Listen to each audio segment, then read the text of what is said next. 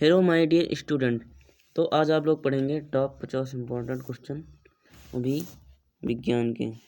तो पहला क्वेश्चन है, टिटनेस से क्या होता है? टिटनेस से शरीर का तंत्र प्रभावित होता है। फिर है, स्वस्थ मनुष्य शरीर में रक्त का औसत लगभग 5 से 6 लीटर होता है। फिर है, मनुष्य के रक्त का शुद्धिकरण कहाँ होता है? होता है किडनी में। मनुष्य का रक्त का शुद्धिकरण कहाँ होता है? होता है किडनी में। फिर है, मनुष्य शरीर की सबसे छोटी ग्रंथि पिट्यूटरी, वो कहाँ होती है? होती है मस्तिष्क में। फिर मानव शरीर की सबसे बड़ी ग्रंथि होती है यकृत में। फिर इंसुलिन की खोज किसने की थी? वह बेंटिंग एवं वेस्ट ने। फिर वस्तु का प्रतिबिंब आंखों के किस भाग में बनता है? वो रेटिना में बनता है। वो रेटिना में बनता है। फिर नेत्र दान में आंख के किस भाग को दान किया जाता है? वो है कार्निया को। वो है कार्निया को दान किया जाता है। फिर सोयाबीन में सर्वाधिक प्रोटीन 42% पाया जाता है। फिर जल में कौन कौन से विटामिन घुलनशील हैं? वो है विटामिन बी और सी। फिर विटामिन सी खट्टे फलों में पाया जाता है। विटामिन सी कहाँ पाया जाता है? वो पाया जाता है खट्टे फलों में। फिर विटामिन सी का रासायनिक नाम क्या है? विटामिन सी का रासायनिक नाम है स्कर्बिक एसिड है। स्कर्बिक एसिड है। फिर जीव विज्ञान के जनक किसे कहा जाता है? वो कहा जाता है अरस्तु को। फिर जीव विज्ञान शब्द का सर्वप्रथम प्रयोग किसने किया था? वह लामार्क एवं ट्रिविरेसन ने किया था। फिर वनस्पति विज्ञान के जनक किसे कहा जाता है? वनस्पति के विज्ञान के जनक किसे कहा जाता है? कहा जाता है थियोफ्रास्टस को कहा जाता है। फिर है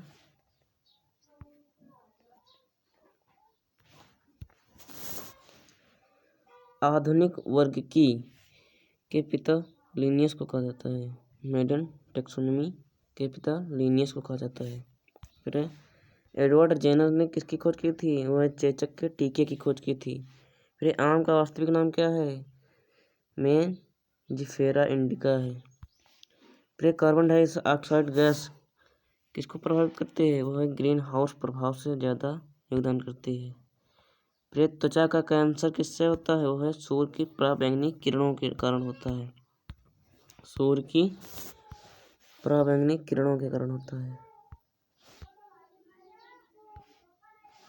फिर रेबिट की टीके की खोज किसने की थी? वह अलेक्जेंडर फ्लेमिंग ने।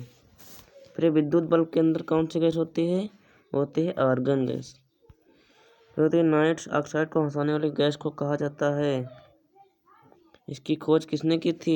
प्रिस्टले ने की थी। नाइट्रस ऑक्साइड को हंसाने वाली गैस कहा जाता है, इसकी खोज किसने की थी? वो प्रिस्टले ने की थी। इसको जिसे सुंघा दी जाए तो वो आदमी हंसता ही रहता है। फिर सर्वप्रथम आवर्त सारणी का निर्माण किसने किया था? वही रशियन वैज्ञानिक मेंडलीफ ने किया था।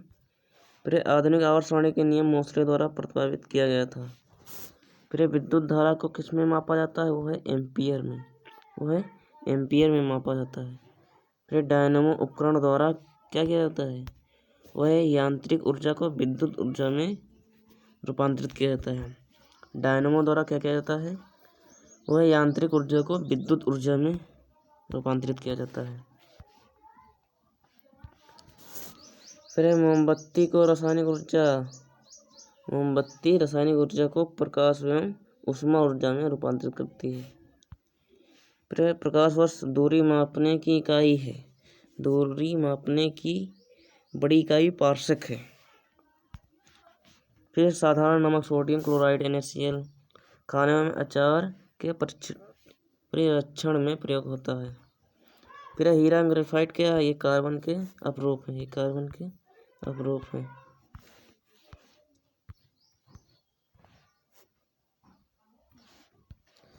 फिर हीरा विद्युत का कुचालक होता है तथा ग्रेफाइट विद्युत का सुचालक होता है। फिर एलपीजी में कौन सी गैस का मिश्रण होता है? वह ब्यूटेन एवं प्रोपेन का मिश्रण होता है। फिर एलपीजी की तेज गंध उसमें मिलने सल्फर के यौगिक मिथाइल मॉर्कोप्टेन से होती है। फिर चांदी एवं तांबा विद्युत के सर्वश्रेष्ठ सुचालक है। फिर टाइटेनियम को रणनीतिक धातु कहा जाता है। टाइटेनियम को रणनीतिक धातु कहा जाता है। फिर सिल्वर आयोडाइड कृत्रिम वर्षा के लिए प्रयोग किया जाता है। फिर मतदाताओं की उंगलियों के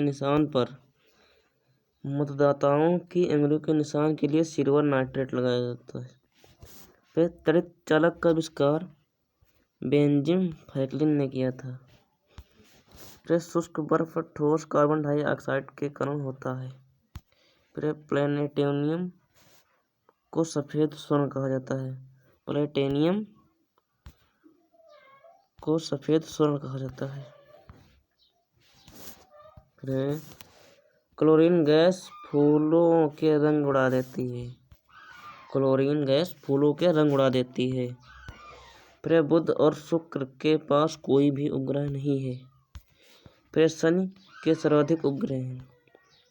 फिर मनुष्य का रक्त बैंक स्प्लीन या प्लीहा को कहते हैं। फिर मनुष्य को सर्वाधिक ऊर्जा कार्बोहाइड्रेट से प्राप्त होती है। फिर समुद्र के नीला प्रतीत होने के कारण प्रकाश का परावर्तन तथा जल के कणों द्वारा प्रकाश द्वारा प्रकीर्णन है।